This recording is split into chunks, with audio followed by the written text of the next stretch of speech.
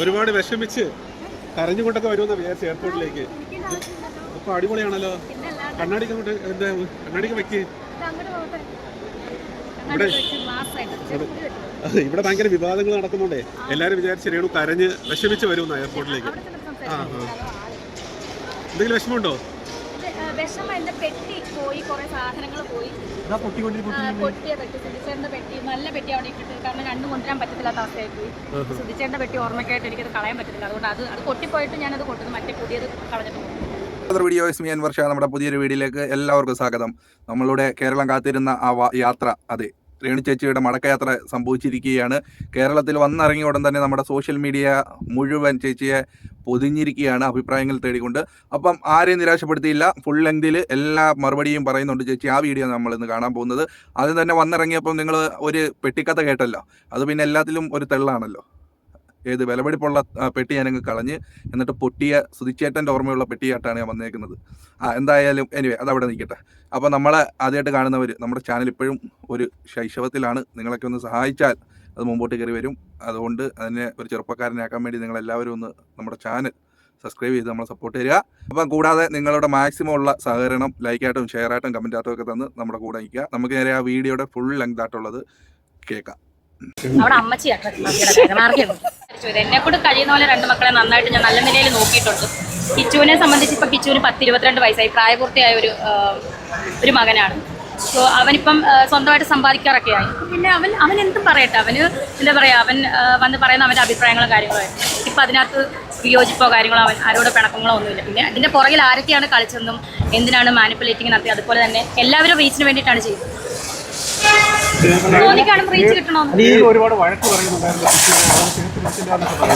അപ്പം ഈ കഴിഞ്ഞിട വരെയും ഈ 24-ാം തീയതി വരെയും ചേർത്ത് പിടിച്ചുകൊണ്ടിരുന്നിട്ടും പിന്നെ പെട്ടെന്ന് എന്താണ് ചേർത്ത് പിടിച്ചില്ല എന്നൊക്കെ പറയുന്നത്, അതൊക്കെ വെറുതെ.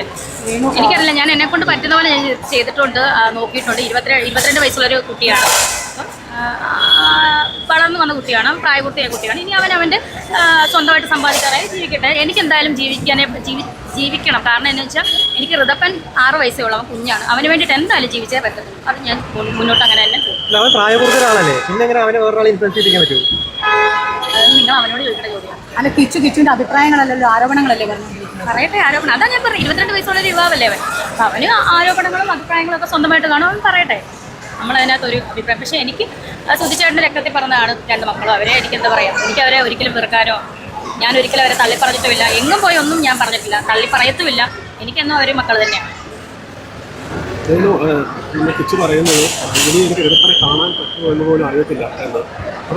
മുൻകൂട്ടി ഇങ്ങനെ അവൻ്റെ വീട്ടിൽ ഞാൻ എന്തിനാണ് കയറ്റാതിരിക്കുന്നത്? അതിൻ്റെ ആവശ്യമുണ്ട്. ഞാൻ അങ്ങനെ ഒന്നും ഇതാണ് പറഞ്ഞാൽ മാനിപ്പുലേറ്റിംഗ് റീച്ചും. റീച്ചാണ് ഇപ്പം ഭയങ്കര ട്രെൻഡിങ് നിൽക്കുമല്ലോ വിവാദങ്ങൾ. അപ്പം പിന്നെ എല്ലാവരും എടുക്കുന്ന രേണുസുധയായിട്ട് അലക്കി കഴിഞ്ഞാൽ നല്ല ഇത് നിങ്ങൾക്കറിയാലോ. ഞാൻ ബ്ലോഗേഴ്സിൻ്റെ പേരൊന്നും പറയാം, ഞാൻ ഇതൊന്നും കാണാറ് പോലും ഇല്ലാതെ. പക്ഷേ എന്നെ കണ്ടിപ്പെടുന്നതുകൊണ്ടാണ് അവരൊക്കെ ഇതിൻ്റെ പുറകെ കളിച്ചിട്ടുള്ളവരെയൊക്കെ നമുക്കറിയാം. പിന്നെ ഞാൻ അധികം ഒന്നും സംസാരിക്കുന്നില്ല. തീർച്ചയായിട്ടും എന്തായാലും ഇൻഫ്ലുവൻസ് ചെയ്താലും ചെയ്തില്ല അവൻ്റെ അഭിപ്രായം പറഞ്ഞു, അത്രേ ഉള്ളൂ. ഞാൻ അതിനകത്തൊന്നും ആരെയും തെറ്റും പറയുന്നില്ല, കുറ്റവും പറയുന്നില്ല. എനിക്ക് ജീവിച്ചേ വരത്തുള്ളൂ. കാരണം ഋതപ്പം കുഞ്ഞാണ്, അവന് വേണ്ടിയിട്ട് ജീവിച്ചേ വരും. കിച്ചുവിനെ കുറിച്ച് ഒരുപാട് വിവാദങ്ങളൊക്കെ പറഞ്ഞിരുന്ന വ്യക്തികളാണല്ലോ ഇപ്പോൾ ചേർത്ത് പിടിക്കുന്നത്. തീർച്ചയായിട്ടും അതാണ് പറഞ്ഞ റീച്ചാണ് എല്ലാവർക്കും. തീർച്ചയായിട്ടും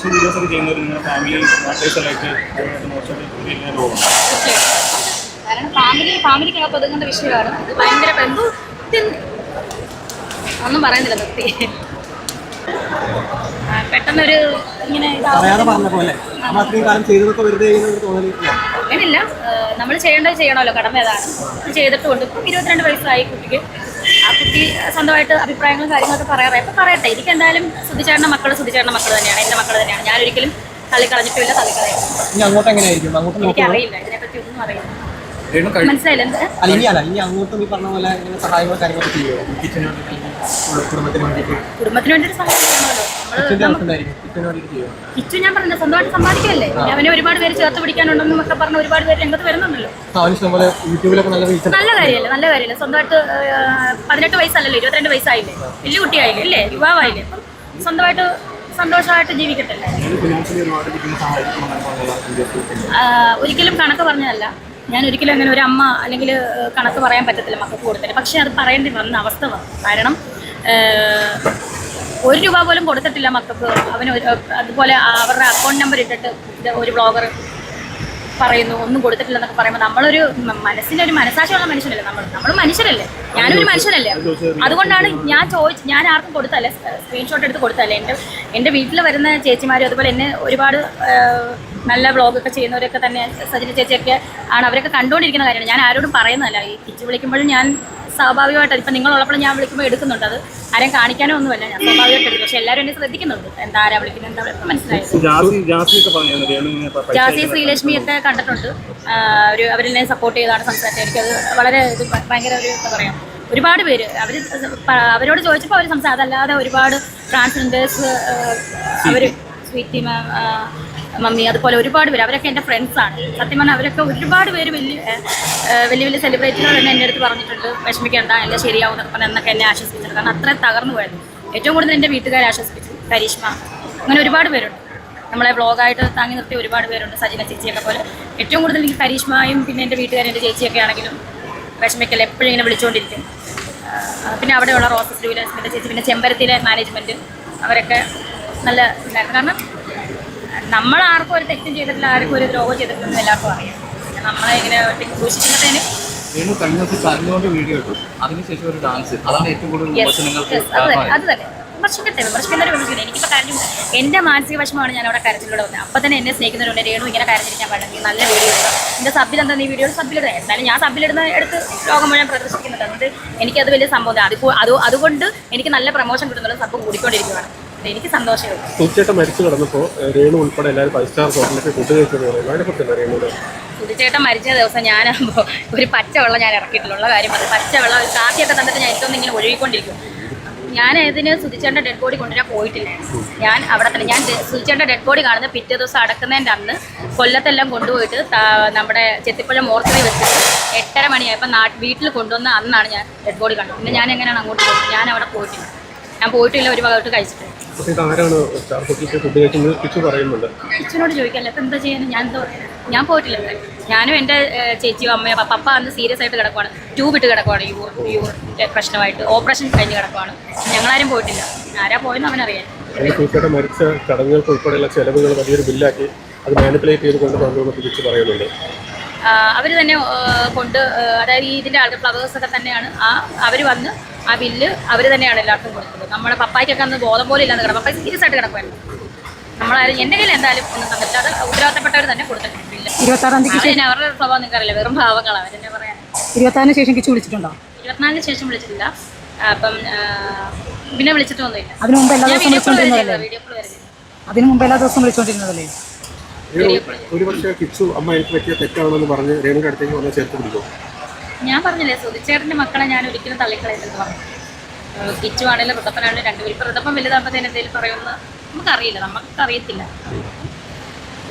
മക്കൾ ഞാൻ ഒരിക്കലും തള്ളി പറഞ്ഞിട്ടില്ല, തള്ളി പറയത്തില്ല. രേണു മീഡിയക്ക് മുമ്പിൽ കിച്ചുവിനെ വിളിക്കുന്നതൊക്കെ ഒരു പ്രഹസനമാണെന്ന് പറയപ്പെടുന്നു.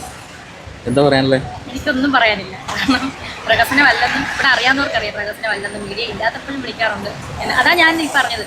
ഞാൻ അന്നേരം എടുക്കും, സംസാരിക്കും. ചുറ്റുമുള്ളവർ നമ്മളെ നോക്കുന്നതോ നമ്മളെ ശ്രദ്ധിക്കും, നമ്മളെ ശ്രദ്ധിക്കുന്നില്ല. നമ്മൾ നമ്മുടെ നാച്ചുറലായിട്ട് നമ്മൾ ചെയ്യുന്നതാണ്. പ്രഹസനമാക്കി എടുക്കുന്നതാണ്. അതിൽ ഏറ്റവും കൂടുതൽ വിമർശനം നമ്മൾ എയർപോർട്ടിൽ നിന്ന് എടുത്ത പിന്നെ ടാറ്റുവിൻ്റെ ഇഷ്യൂ. മോനെ ടാറ്റു അടിച്ചു എന്ന് ചോദിക്കുന്നത് എന്താണ്? അവർക്ക് അതാണ് അന്യൻ്റെ കുടുംബത്തിൽ കയറി അങ്ങ് സന്തോഷിക്കാനും മെഴുകാനുമാണ് ഈ ചില റിയാക്ഷൻ നോളികൾ, ബ്ലോഗർമാർക്ക് ഇഷ്ടമാണ്. അവർ ചെയ്യട്ടെ, അവർക്ക് റീച്ചിനും ഉണ്ട്, നല്ല റീച്ചിൽ അവർക്ക് നല്ലൊരു ട്രെൻഡിങ്ങിൽ ഓടിക്കൊണ്ടിരിക്കുമല്ലോ ഈ വിവാദം. രേണു ഷെയർ മാർക്കറ്റൊക്കെ ഭയങ്കര ഡൗൺ ആയി, പക്ഷേ രേണുവിന്റെ ഗ്രാഫ് ഭയങ്കരമായിട്ട് കയറി. സോഷ്യൽ മീഡിയയിൽ രേണു മാത്രമേ ഉള്ളൂ. എന്താണ് രേണു ഇതിനെക്കുറിച്ച് എന്താണ് പറയുന്നത്? ഇതിനെക്കുറിച്ച് ഇത് വലിയൊരു ഇതാണ്. ഇതിനെപ്പറ്റി എൻ്റെ ഉള്ളിൽ ഞാൻ കൊടുത്തേക്കുവാണ്.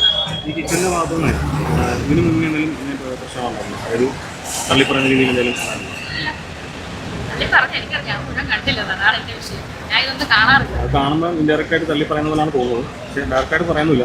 ഞാൻ പറഞ്ഞില്ല, 22 വയസ്സുള്ള കുട്ടിയാണ്, അല്ലെങ്കിൽ 22 വയസ്സുള്ള യുവാവാണ്. സ്വന്തമായിട്ട് അധ്വാനിച്ച് ജീവിക്കാറായി. അപ്പോൾ അവൻ ചെയ്യട്ടെ, അവൻ്റെ അഭിപ്രായങ്ങൾ പറയട്ടെ. എനിക്ക് എന്തായാലും മരിക്കാൻ പറ്റില്ല. എനിക്ക് ഇപ്പം 6 വയസ്സേ ഉള്ളൂ. അവന് ഒരു 18 വയസ്സ് വരെ എങ്ങനെയൊക്കെ നോക്കി വളർത്തി ഇതുപോലെ വലുതാക്കണം.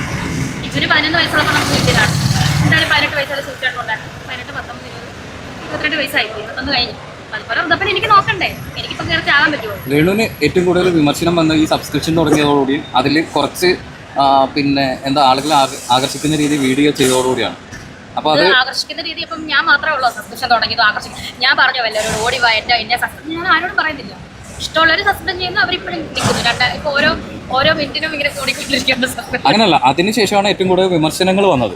അതെ അതെ അതെ. അപ്പോൾ സബ്സ്ക്രിപ്ഷൻ സ്റ്റാർട്ട് ചെയ്ത് ഒരു തെറ്റായിട്ട് തോന്നുന്നുണ്ട്? ഒരിക്കലുമില്ല. പൈസ കിട്ടുന്ന തെറ്റായിട്ട് വല്ലതും തോന്നുന്നു. ജോലി ചെയ്ത് പൈസ, എന്ത് ജോലി ഞാൻ ചെയ്യുന്നു, പൈസ ഇതിനാണ് അത് തെറ്റായിട്ട് തോന്നുന്നത്. ആ ലക്ഷങ്ങൾ അക്കൗണ്ടിൽ വന്നോ? ലക്ഷങ്ങൾ ഈ മാസം വരും. ഈ ഒരു മാസം 5 ലക്ഷം രൂപ വെച്ചായോ വരുമാനം?